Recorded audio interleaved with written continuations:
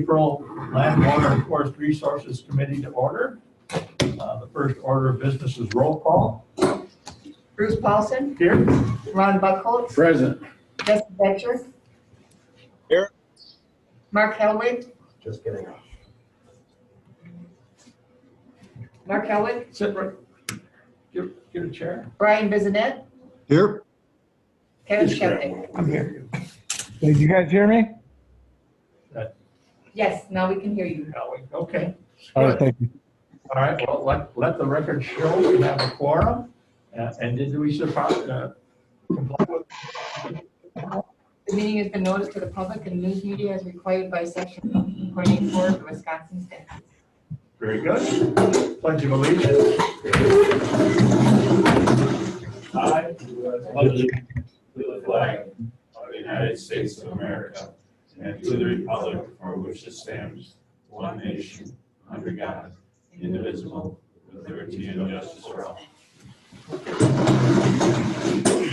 Before we get to public comments, if it's okay with the committee, I would like to move agenda item 10. I think it's H now. No, it's G on mine. Is it G or H? Anyway, I'd like to move the Sealy Lions Mountain Bike Race application up to agenda item 7. That's where we usually consider events. Everybody? I'm fine with it, Mr. Chairman. Okay, very good. All right, public comments. Anybody? Okay. Go ahead, Ms. Zilmer. Good morning, Linda Zilmer, Edgewater property owner. And my comments this morning have to do with a number of the important plans that the county has been working on and moving forward during the time of challenges having to do with communications and getting together, with the pandemic. There has been a lot of leeway, I think, compared to prior processes as far as how drafts have been done, maybe without the more public participation process. And I commend everybody who both has worked on those and also man the technology that allow us to participate by meetings, but it really hasn't facilitated the opportunity to really look at these plans. For anyone who was around during the first version of the forest management plan, I mean, there were meetings booked that filled the auditorium or the gym or whatever it was at the Hayward School. So what I'm asking the committee for is an extended amount of time and maybe more public awareness promotion that these plans are out there before there's further action.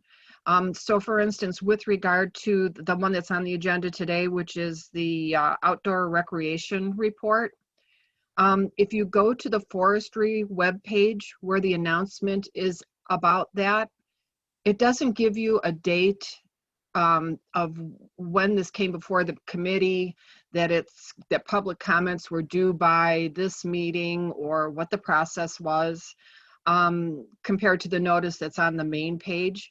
And if anyone wanted to look at the old plan, you wouldn't find it here, you'd find it over in land conservation.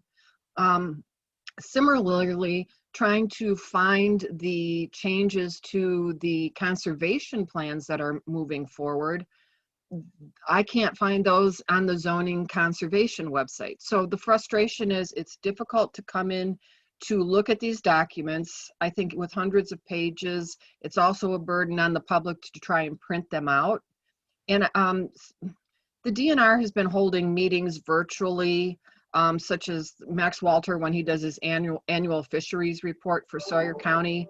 Could the county do some kind of Zoom meeting that would go over these plans in summary, let the public know where to find them, and revise a comment time?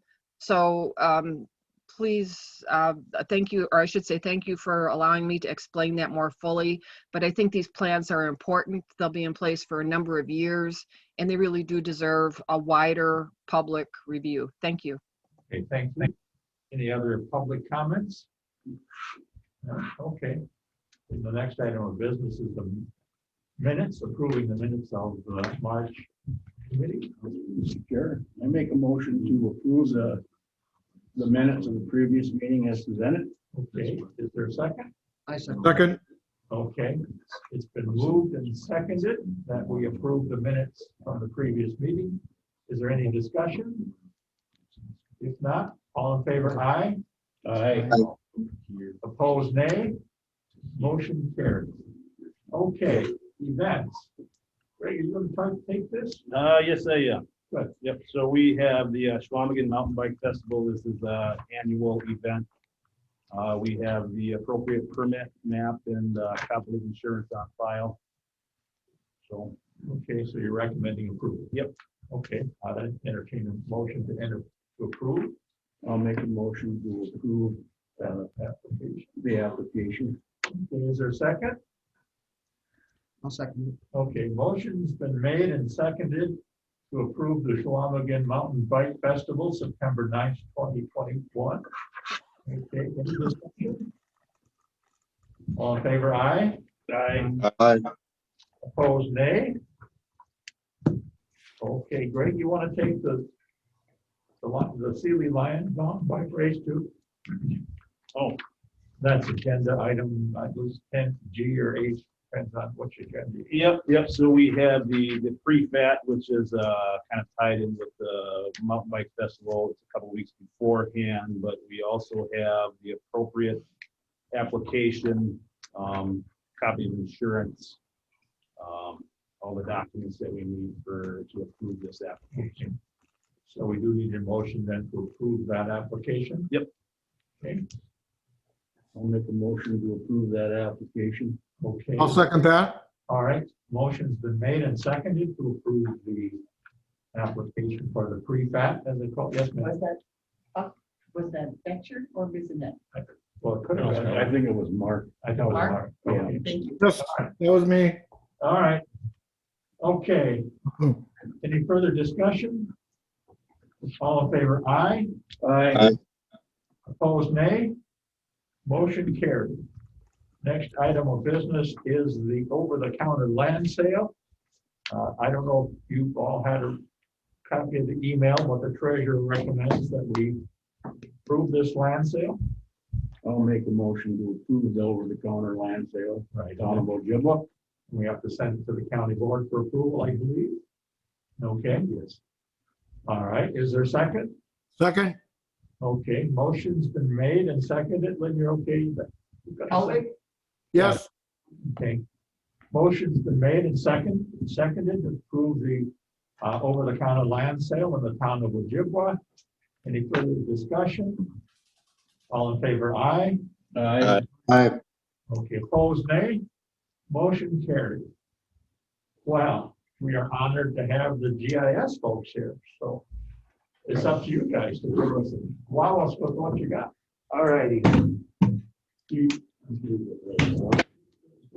Everybody know Brian, you don't know Brian or Kimberly, do you? No. Brian DeVries, Kimberly, they're our crack GIS team. Yeah, so we're here to talk about GIS and how that relates to Surrey County and what we end up doing here. I know some of you know us and know what we're up to here at the county, but this will be just kind of a refresher and introduction if you don't know. Basically, a geographic information system is a framework for gathering, managing, and analyzing spatial data. All right, so that's the basics of GIS. We've got data that has a spatial component. It is something that we can take and represent visually in a map. We can do that with a printed paper product. We could do that online with a interactive product. And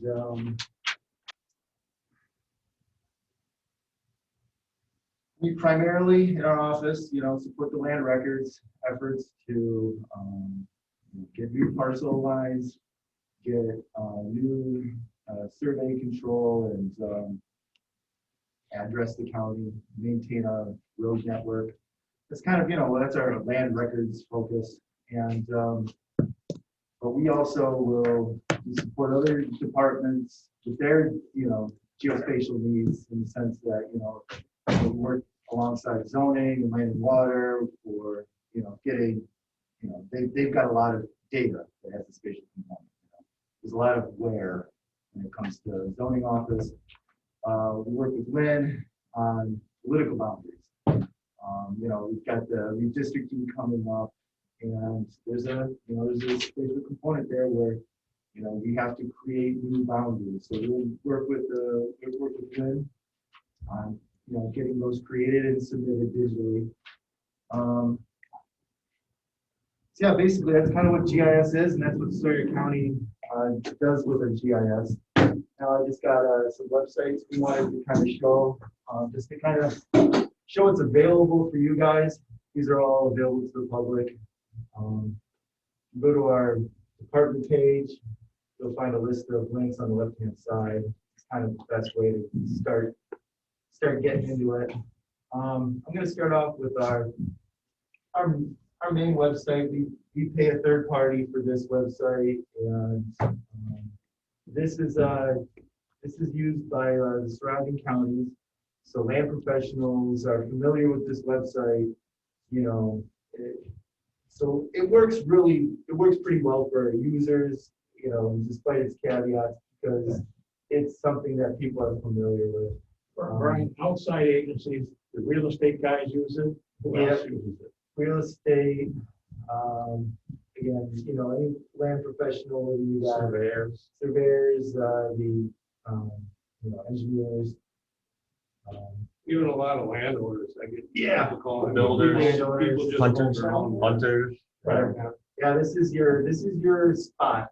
Type in your names and see your property, or your neighbor's property, or the property you're working on, right? Okay, So, so hunters would use it too, possibly? sure. Yeah. Sure. So we've got a few different maps here. The general map is the easiest one to start dip your toes into. You can type search information, and it'll bring up your property. You get in there, and we've got parcel lines. You pull this little slider over, and you can move between aerial and street view, similar to the sort of controls you use in Google Maps. You can click on these properties and get order information. So that's the general map. The advanced map tab has some more tools. So once you want to get past that, you want to do some measuring, you want to do some drawing on the map, these tools allow you to do that. In addition to that, you can browse our, imagery back catalog. Can you show us an aerial photo one? Yeah, so right now we've got our 2020 aerial photography on the general map, and that's our latest stuff. We've got some elevation information, Want to explain what 6 inches mean? and we've also got other layers here, like soil, focus. So with our aerial photography throughout the years, we've contracted it ourselves. So this is the product we create. We contract, we specify, and do quality control. It's not something else that somebody has been doing and we just kind of grab. I guess that's part of GIS in Sawyer County, is that GIS data exists. Some people have made it, but we are also the authors of Sawyer County's GIS data. It's kind of ground zero. We're not creating water boundaries. That's DNR, right? They're the authors of that data. But we are authors of ours when it comes to roads, addresses, parcel boundaries, the survey, PLSF.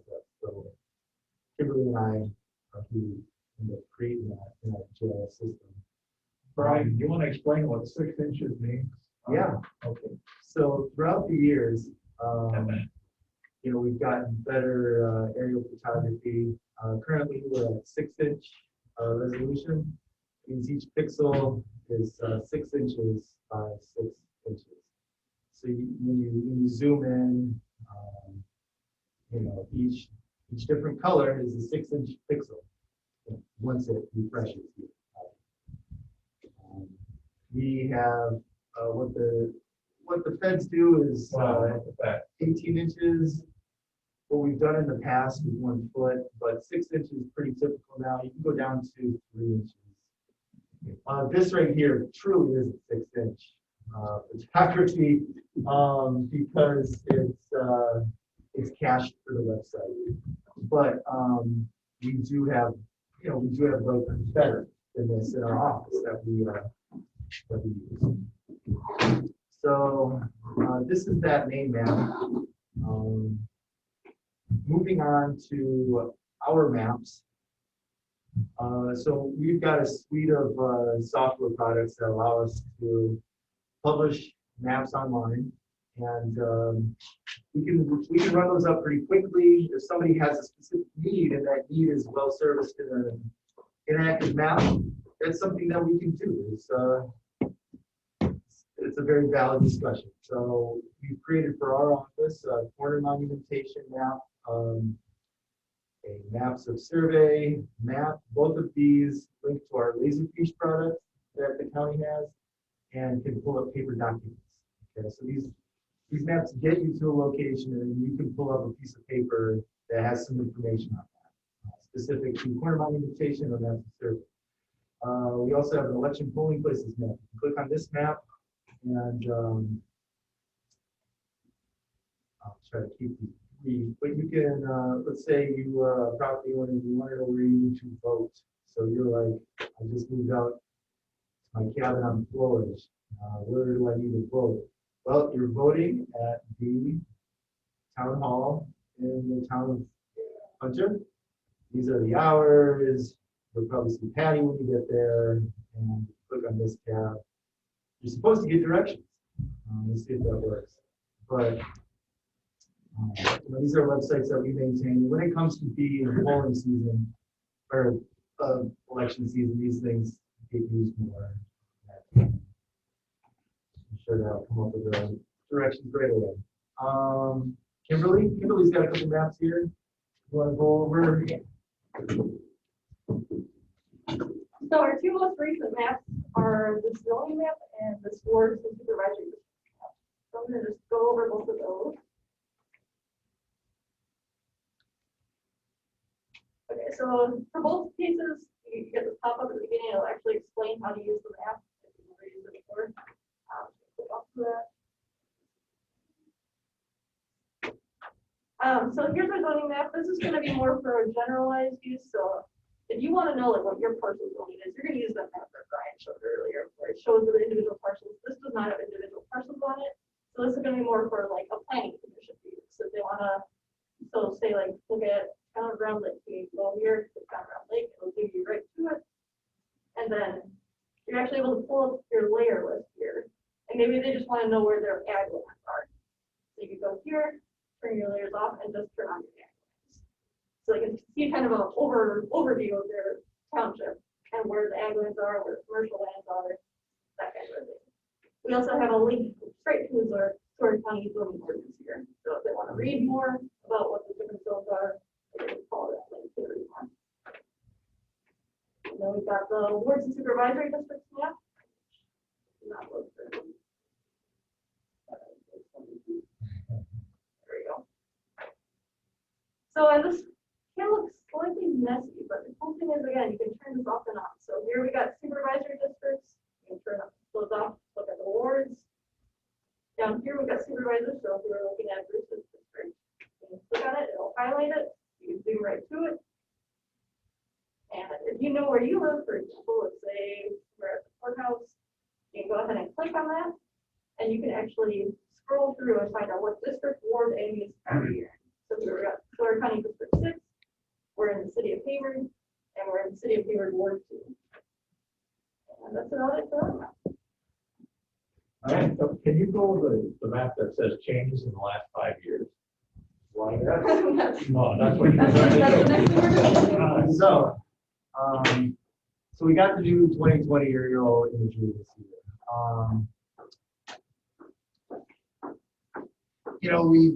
We had the 2015 aerial imagery. That was the first time we got state or countywide 6-inch full color. In 2006, we were still working in black and white, and there was color at the time, but heck, black and white was still working for us in 2006. As technology advances, the prices come down in color, and now we're at where color and 6-inch are the standard. And so in 2015, WROC, that's Wisconsin Regional Orthophoto Consortium, we did our orthography through that organization. So for pricing, the whole state kind of gets together and gets this all done at once. So now we've got 2 different aerial imageries that are really kind of spec'd out the same. They've got a bit of a different color tone, and this website will take a little time to load. But I just wanted to kind of create this to show, what's changed over those past 5 years, right? Because, why do we need aerial photography at, common intervals? It's so that we can see that change and, do something. Michael? What was the other window? Michael, Robin? There. There you go.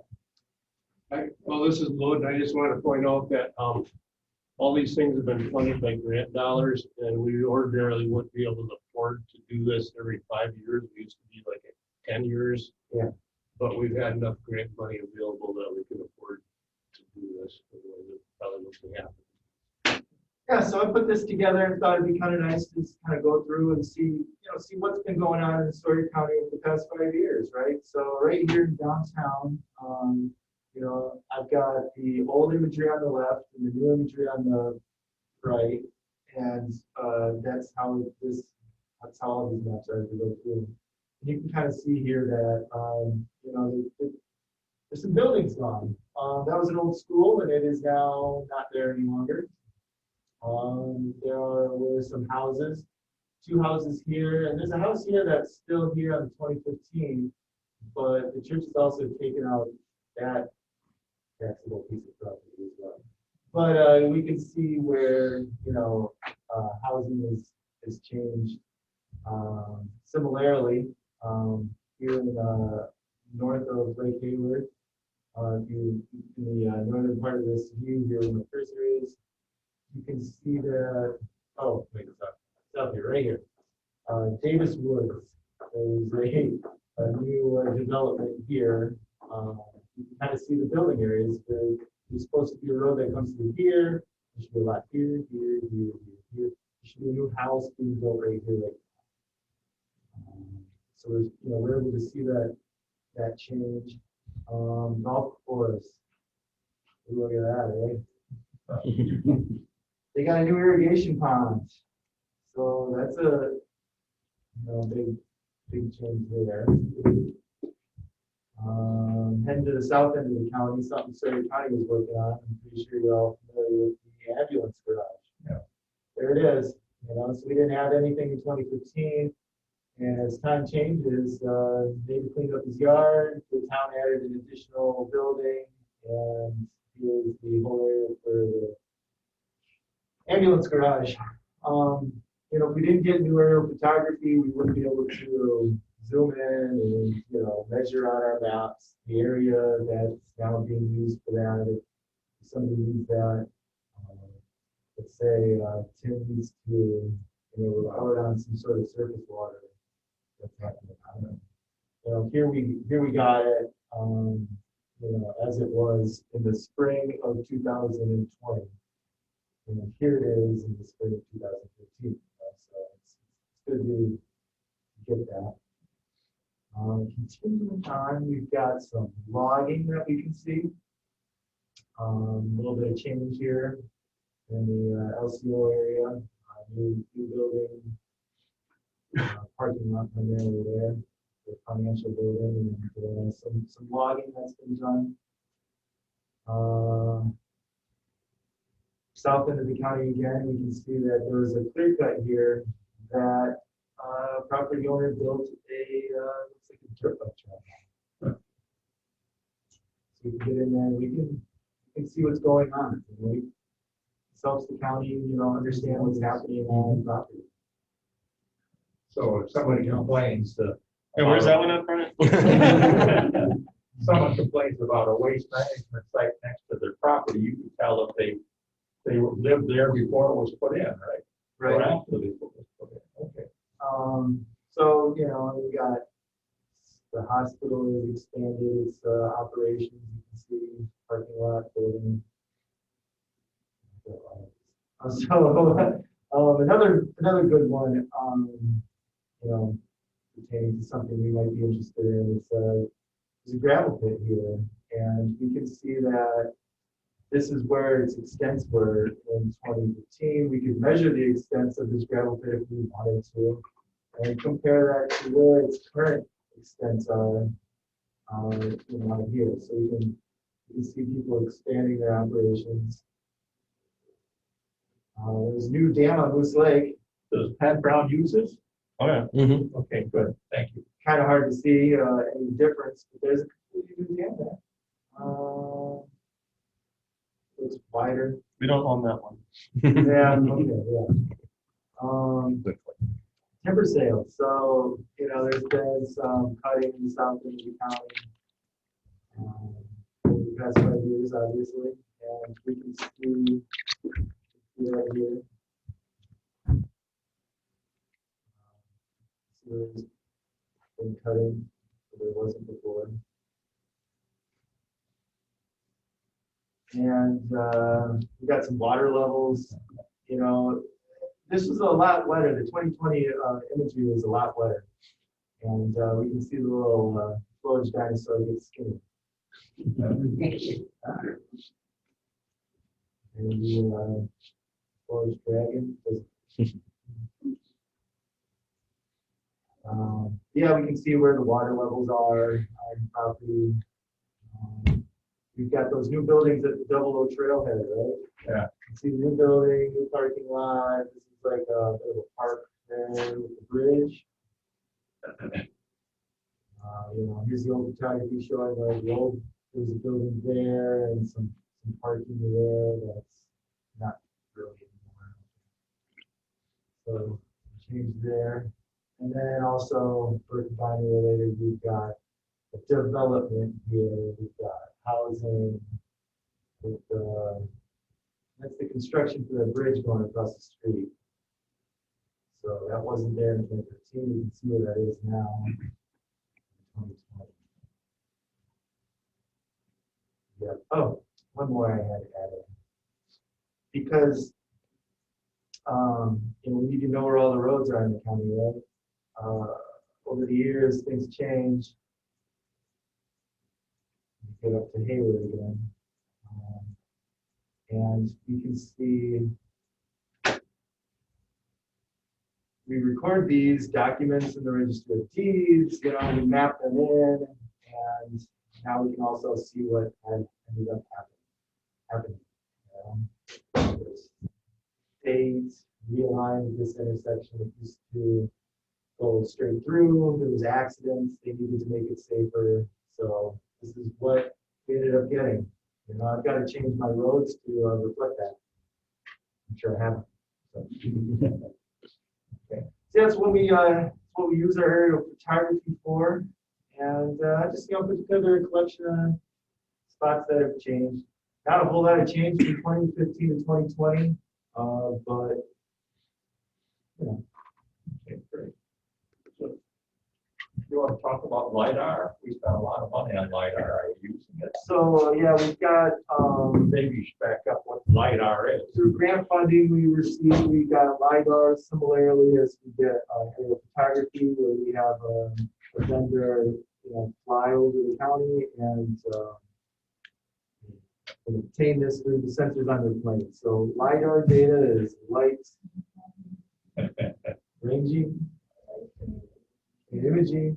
The Lidar acronym stands for something, and it's basically like sonar from the sky, and it's getting a point elevation, you know, like 3 points a foot all throughout the county, getting elevation and like type.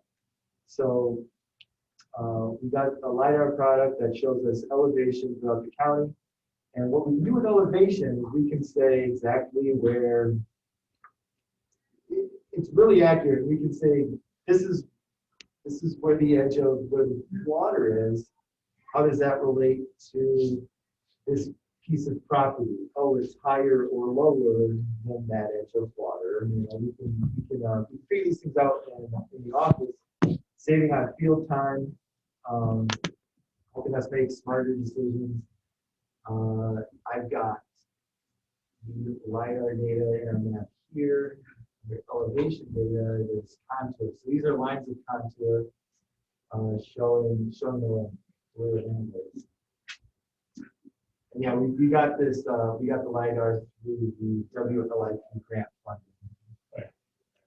And I mean, it's helpful for all aspects, whether it be for forestry, for timber management, whether it's for zoning, floodplains, agricultural, elevation maps, topography maps in general are very helpful on a lot of bases. Yeah, we use aerial imagery. We can see where that building is. But let's say there's a bunch of pine trees, and we think something's happening. We can use LiDAR to see driveways, we can see footpaths. You know, we can see a flat spot that's going to be a building. You know, it's another tool to help us know what's going on. Can you use that for floodplain? Yes. Yeah.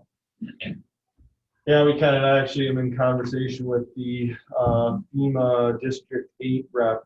Because we've gotten the new LiDAR program now, they want to update our floodplain maps. That's going to be a couple-year process, and just starting the initial conversations with those individuals now. Okay. So is it still, if you're in a floodplain, you pay higher insurance, you have to have flood insurance?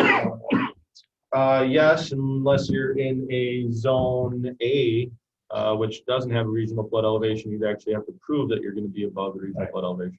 So citizens can use that then? It ultimately becomes, right, and ultimately it becomes Sawyer County zoning as the regulatory authority for floodplains. But yeah, it's a helpful tool with lining up where they're going to want to build near a river, lake, or other flooding source. Yeah, and I don't want to talk for your office, but I mean, this helps you kind of see the lay of the land in the office.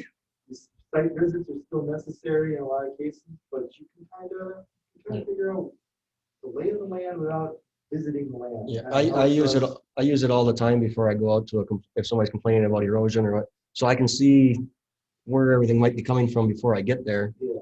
And I can actually talk with the people of what's happening rather than go there and be like, okay, I got to go back and find out where everything's coming from. I can have a good idea of it before I get there. Yeah, a lot of what GIS is as a whole is to help the county make, sounds silly, make smarter decisions, but it's something that you can look at in the office before that field visit or in lieu of a field visit.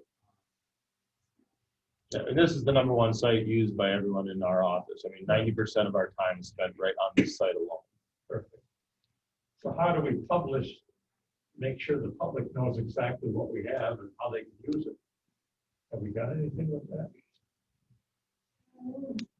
We have a Facebook page. Yeah. But maybe Frank or somebody from the paper could do an article about us. Yeah, if you've never used it before, if you've never used a GIS program before, it can be a little bit tricky the first time. But there and again, I mean, I've educated people at the window if it's not a crazy busy day and kind of walking them through like this is how you get to the site. These are some of the tools and options that are available to you. So there are members of the public that are using this, and it's whether or not they know that this is available or not. So, Right, and that's the question. I mean, the 5-year thing, I never fucking changed in 5 years. I didn't know. That might be good. Just about for zoning to see what changed. Yeah, it's like if we can see where there's, if we were doing some sort of assessment, we needed to know, there's a house here, we don't have an improvement value. We can visually see that a house showed up in the last 5 years. Right. We can check on all that. A lot of it, there's a lot of information here. It's kind of that's what GIS is. It's just a lot of data, and you can do a lot with it. So it's a little daunting with all these buttons and whatnot. But yeah, it's best for our users. Basically, it's like, here are the basics. Now go there and and zoom around, and take some time to take a look at it. It's the best way to kind of get yourself acquainted with it. Is that it? That's what we got. Okay, any questions? No, it's just very good info. I'm really impressed with it. Yeah, you know, I mean, a lot of data has a spatial component. And if that's something that you want to see represented of how that is distributed across the county, you can see that, you know? That's what we do. We got a big print. We want to see it on paper. And we've got these internet tools that we need to just publish something and send out a URL. So. Good. Perfect. You guys have come a long way in 5 years.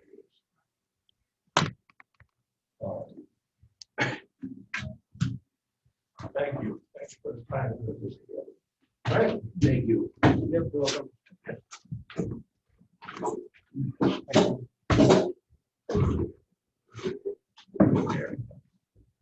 Okay, we're on to Forestry Department. All right. Motorized, not motorized, any motorized trail report? Don's away, but I just had one thing that I kind of wanted to give a little plug on, and that was, the Hayward Lakes Visitor and Convention Bureau partnered with the Sawyer County Snowmobile ATV Alliance, and we will have a Discover Wisconsin segment coming out today on YouTube at 6 o'clock. And then we also have, on Friday, it will be on the local news, both on KBJR and WDIO TV. So. Okay, good. Thank you. All right. The grant applications. Great. A question for you. I mean, do we have to approve each of these? No, you do not.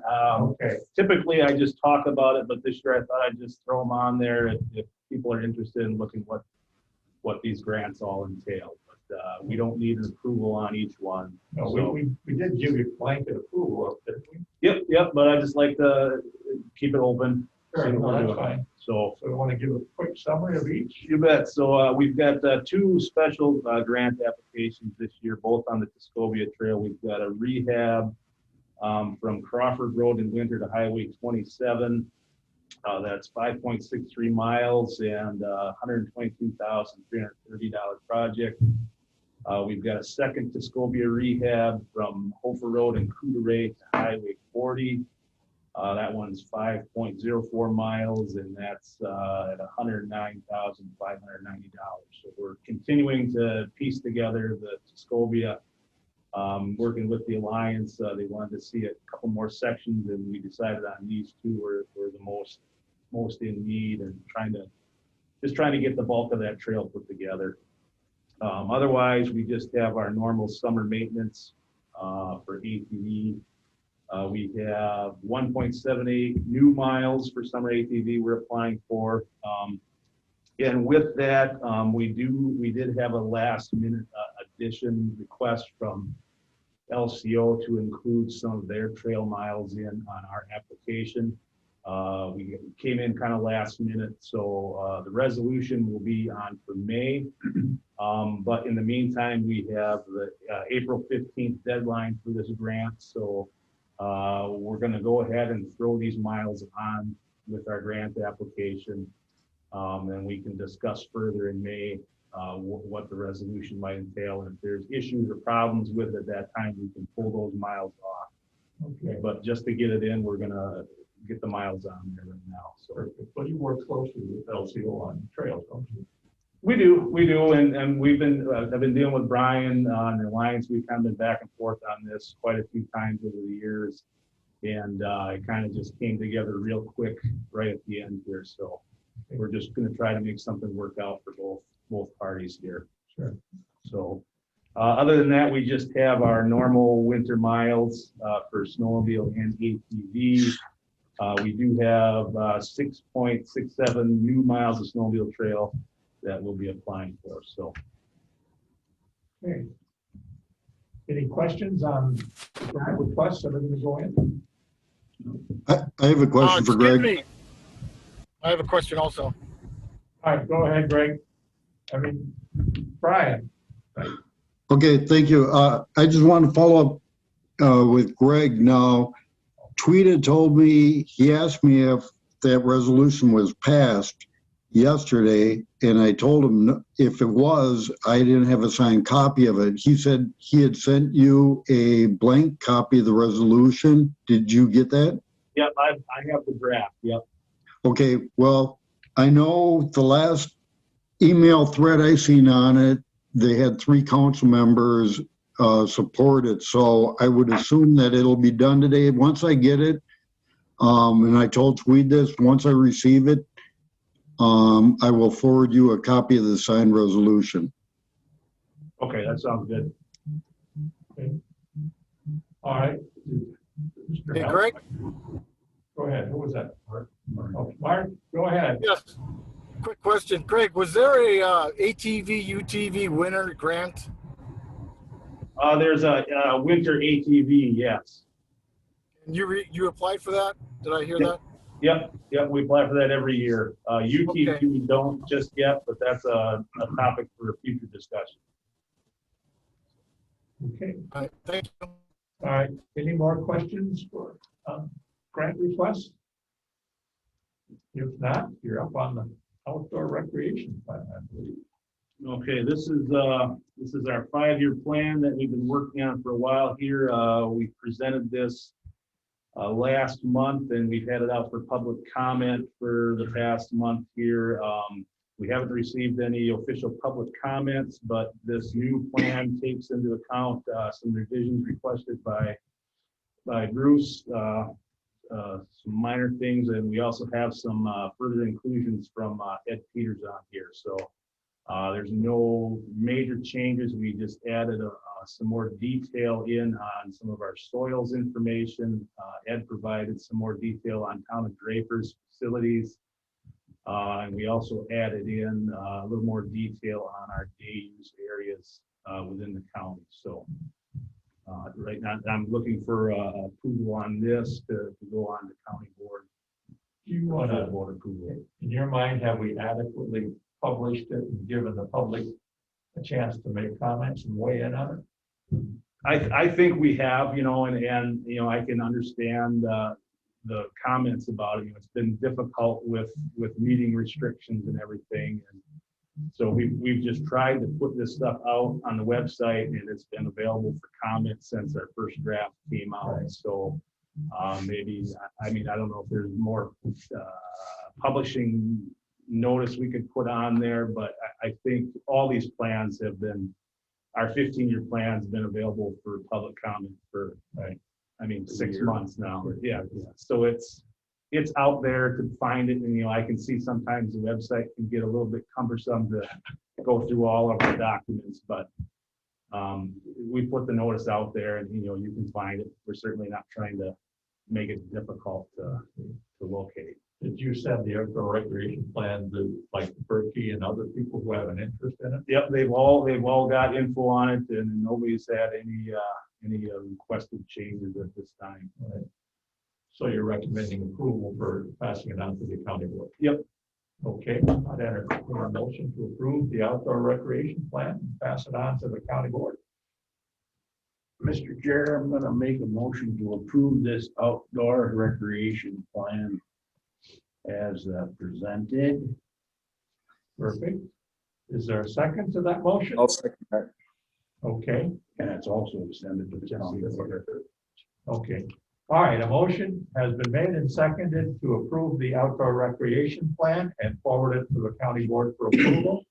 Any more discussion? Yes, Go ahead. I was listening to Ms. Gilmer comments on this. And I've listened to what Greg said, and he said it's been out there for a while for the public. So I guess I don't know where all that was coming from. And one of my concerns was it out there long enough for the public to view it? And I believe it was. I've seen it for quite a while, so I'm okay with my motion. Okay, all right. Any more discussion on the motion? Okay, we have a motion to approve the outdoor recreation plan, send it on to the county board. All in favor, aye? Aye. I Opposed, nay? Motion carried. All right, Greg, you're gonna tell us how we can get more money. Well, of course.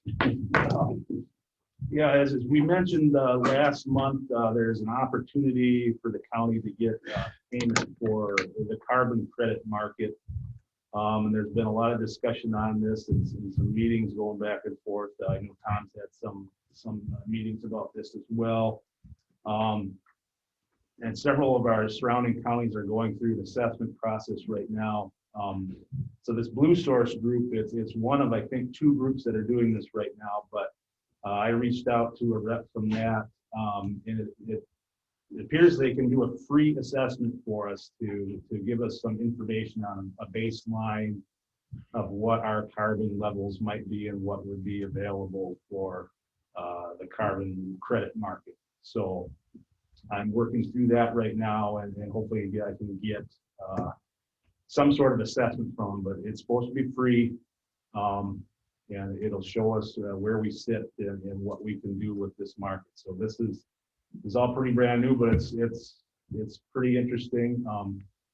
Some of the info that I've heard, I mean, there's some significant revenue streams that can be seen with this. So there's a long commitment. There's a 40-year commitment with this, and I'm not entirely sure in the details of how this is monitored or how this is assessed or what we have to put into it. But the first step right now is we're just looking at getting an assessment done. So in essence, we would sell our carbon credits on a market. That's the idea, as long as it doesn't impact our normal harvesting. When this came out 6-7 years ago, we were required to remove, we could claim carbon credits, but we had to ensure that our carbon would stay sequestered. So a part of that was we couldn't cut it because then you can't ensure that. And something has changed since then. Kind of the understanding is as long as you're not over harvesting, I think they set a base level, and I'm thinking it's along your what our allowable cut would be, which we're kind of governed on that anyway. So I don't have any hard details today about it, but we're certainly going to look into pursuing this if it's advantageous. So you'll give us an update then at the May meeting? Yep. Hopefully we get a little more info to present. Yeah. I mean, I guess I'd like to know what the strings attached are. Right. Yeah. I'm cautiously optimistic. Okay. That's good. Looking at. Well, That sounds really good to be true. Just keep doing what you're doing. We'll give you a bunch of. Well, right. And I've struggled with this market since I've heard about it. It's just, we'll see. If it's too good to be true, it probably. I know they're doing a lot of talks about it on the ag end of it too, for different practices that farmers can use to sequester it. Yeah. And then they're going to have markets for that too, but it's all in its infancy yet, and they're still working out all those details of what's allowed and what's not. So I'm sure on the forestry end, it's the same way. Yep. all right. You want to lead us through the county forestry report? Okay. Yeah, to close out March, we had 13 sales listed as active. Obviously now everything has wound down. We're through road bans now, but we still have no activity at this point. We had 13 sales close out. Sale value on file right now is just under $3 million. Sale revenue for March was $470,000. So year to date, we're just under 900,000, which is a pretty good place to be coming out of our winter logging season. So that we like to be right around that 800 to $1 million coming out of winter. So we're looking pretty good right now. Hopefully markets are still squirrely, but sale inspections were on target for level of activity. We did have a significant number of tracks finished establishment, 13 for the month and 23 for the year. Our spring timber sale bid prospectus is going out today. We're advertising 25 sales. Bid opening, I believe, is May 7th.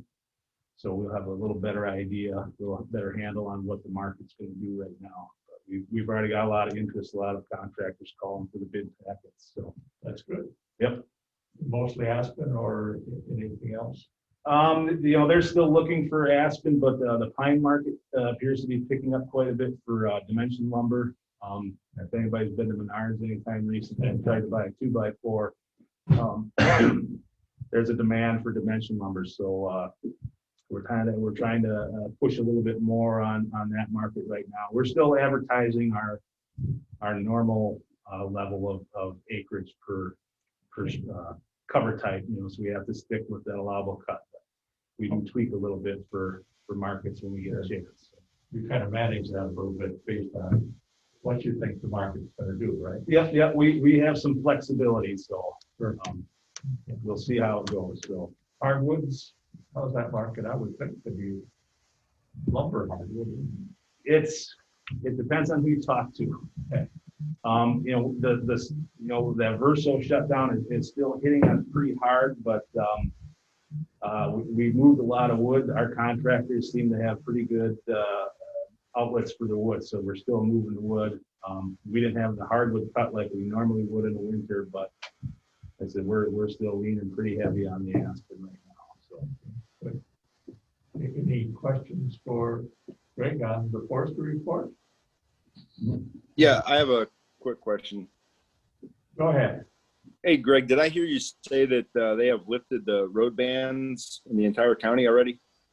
Yeah, I think Monday they came off. Okay, that's great news. I didn't hear that. Thanks. Yeah. County maybe did, but Okay. I thought the 19th. county, I knew that. All right. Excuse me, Mr. Chair. Yes, go ahead. If I was to ball out, that wouldn't screw up our quorum, would it? No, we just miss you a lot. Oh, I'm sure. Okay. I have to get to work. Thank you, guys. Okay, you're welcome. To clarify that statement, I don't know that it came over to. County's off, but the towns are on. Is that what you got? I think that's the case, but the county might not have taken theirs in. County, they told me the 19th. Oh, Yeah, I got So I think it's that. next Monday. They were talking about this Monday, but I think they ended up postponing that till next Okay. Monday. I take back what I said. All right, so Jesse, did you hear that? Actually, I did not. Could you say that again, please? Okay, I think the consensus is the road bans are gonna go off on the 19th of April. They postponed it for a week, best we know. April 19th. April 19th. For the county road county. bans. Yeah. Okay, thank you. Sure. All right, I'm early for once. is the DNR representative on or? Okay. Yeah, I'm here.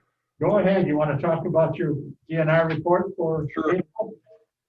I'll start out with the parks end of it. This week, they started putting in docks at state-owned boat landings, weather permitting. The boat landing at Sand Lake is scheduled to have a total renovation done this summer. That will include the boat ramp, dock, and parking lot. The landing is tentatively scheduled to be closed from Memorial Day to July 4th, and notices will be published as to closure dates. And again, that's on Sand Lake. Fisheries, netting has begun on area lakes. I think they just got done with that this week.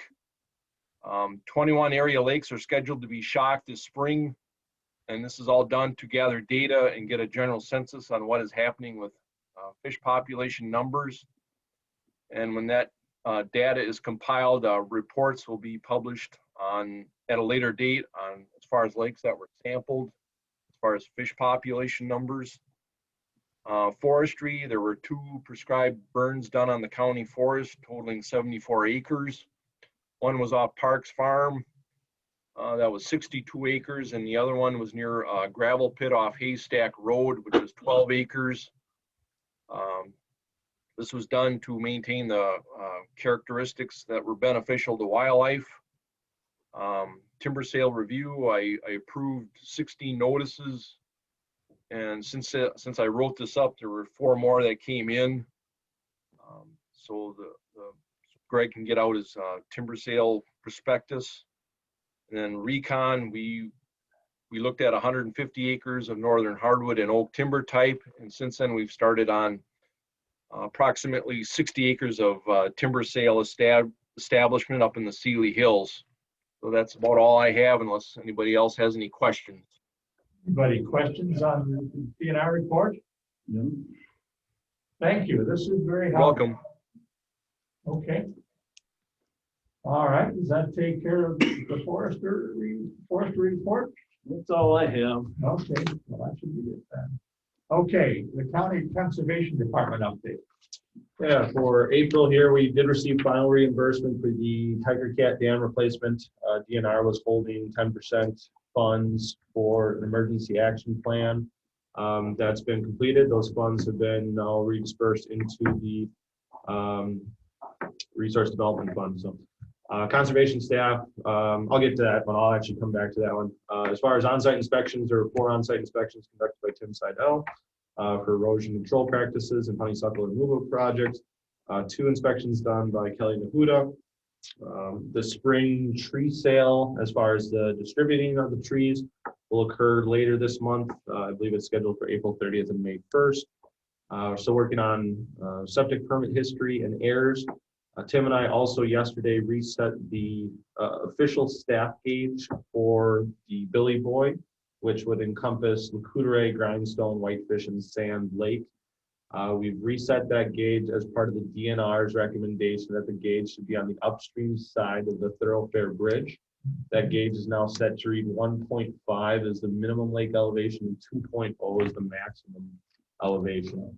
So again, we only have that 6-inch control on that larger body of water, which is always kind of difficult to maintain, but we do our best.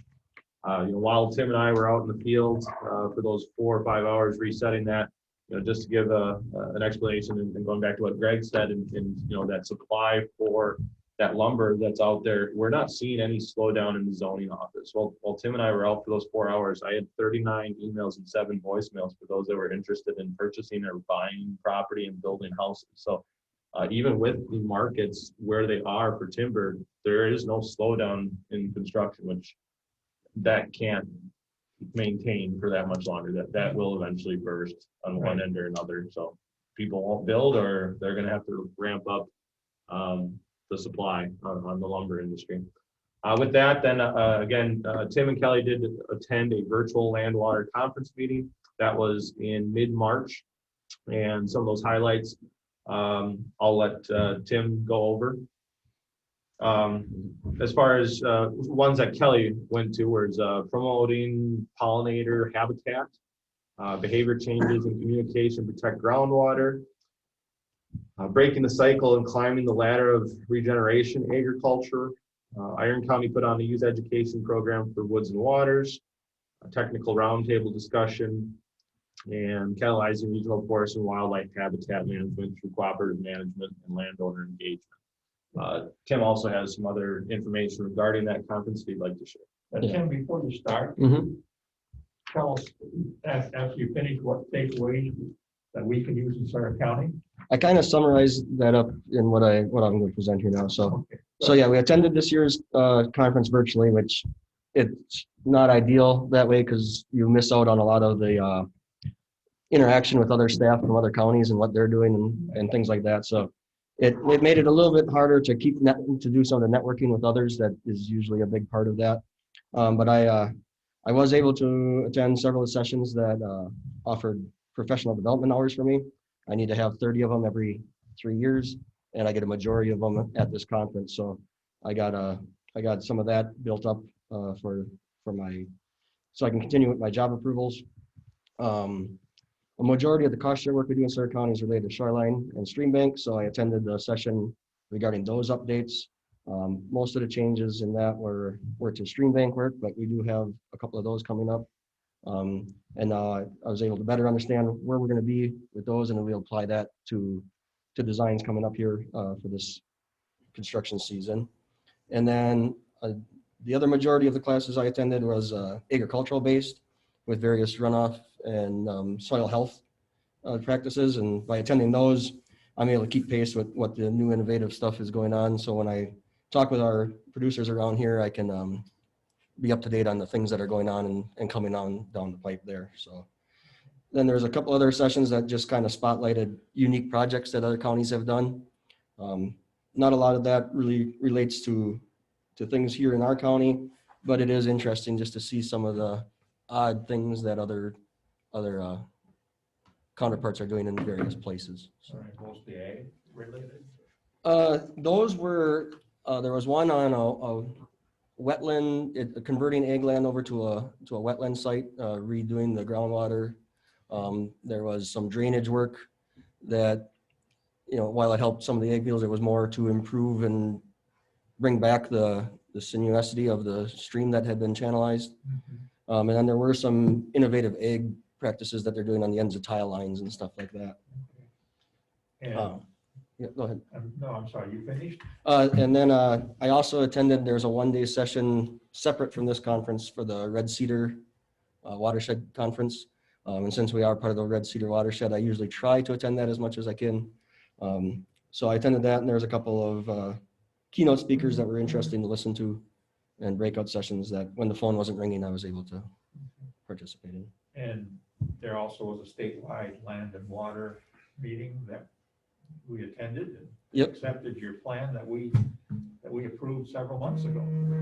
Yep. Yeah, and that was just a review of, we have a 10-year plan in place, and at the 5-year mark, you have to have a review to show that you're doing what you said you were going to be doing. So. I thought I was pretty proud of our presentation. It went well. We had the least amount of questions, so I figured we had to do something right. Yeah. Well, but I mean, it sounded to me it was pretty much ag community stuff.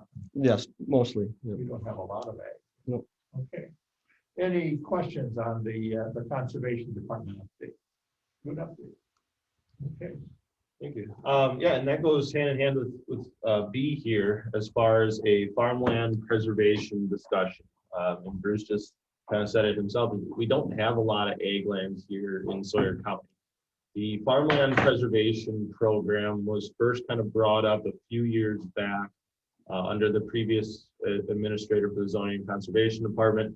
And at that time, there were, and again, there still is, certain incentives and credits that are out there for certain farmland operations that if they want to go into this program, they could receive financial compensation. But it's basically to do a certain conservation project on the farm that they would get money to do that project.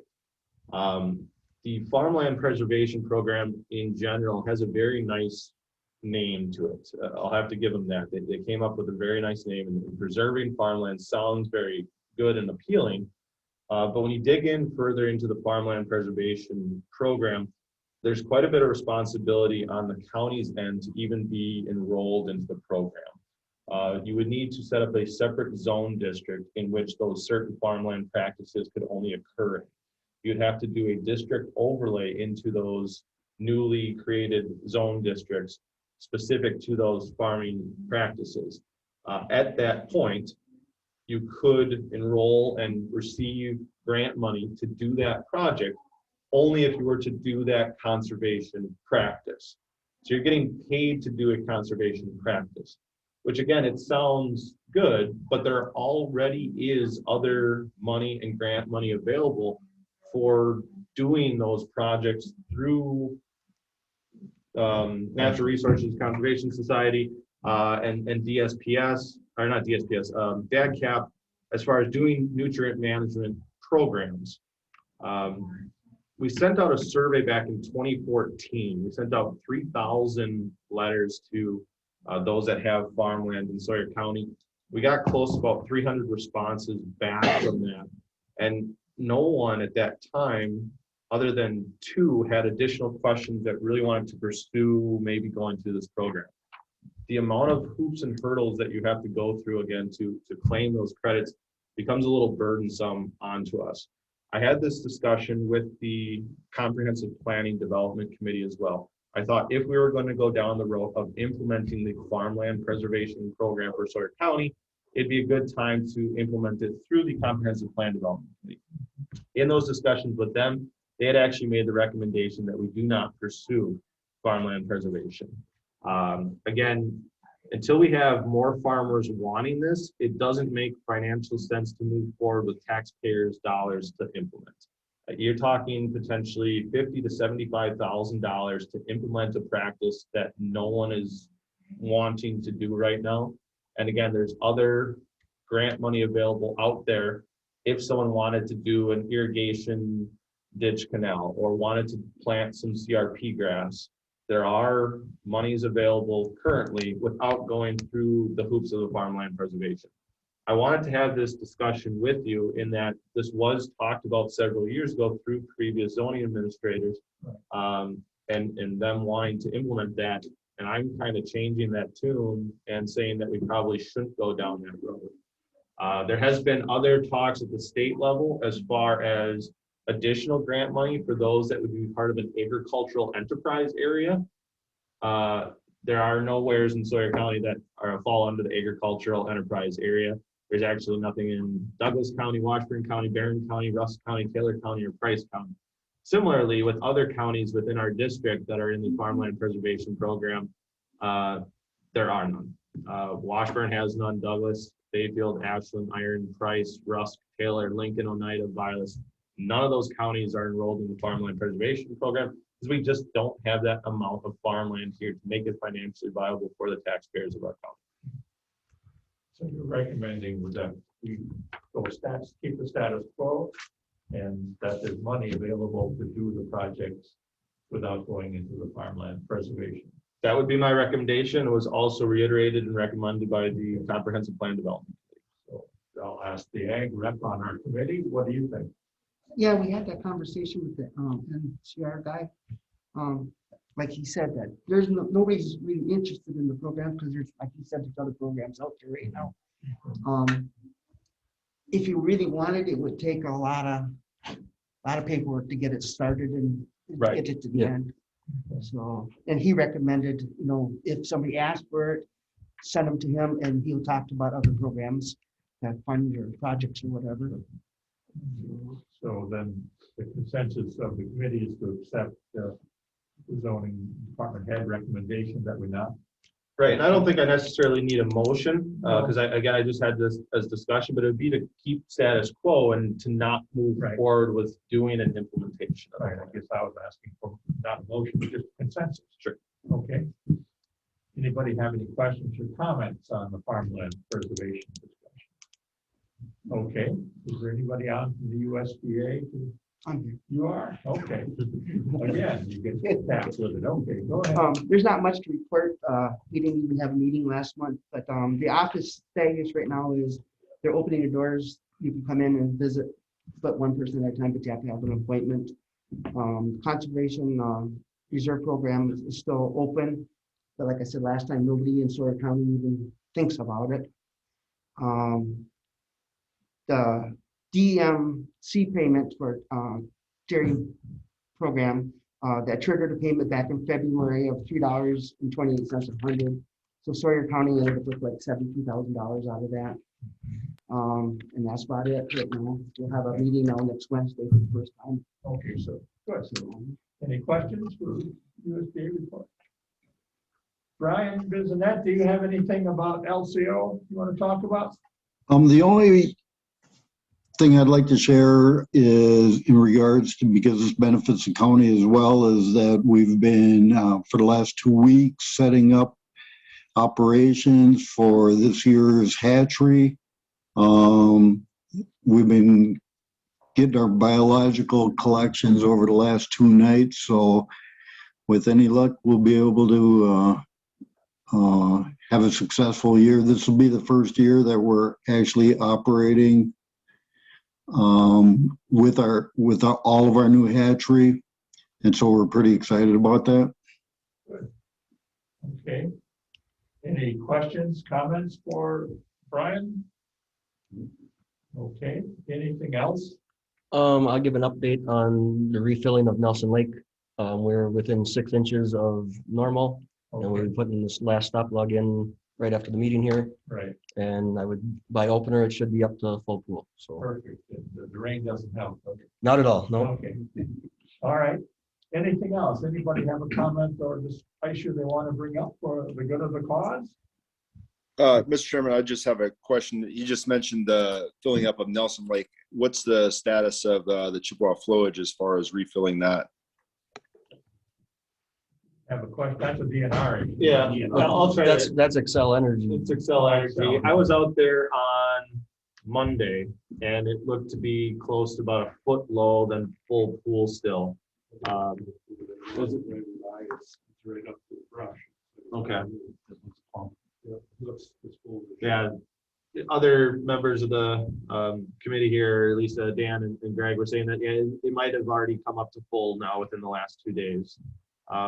They would then end up kind of letting water out of the dam and kind of starting to back up Moose Lake, because Moose Lake was still low. So generally they like to fill up the Chippewa flood, then fill up Moose. But again, that's controlled and operated by itself. Okay, thank you. All right. Anything else, ladies and gentlemen? All right, I guess we're adjourned. See you guys all. Jane.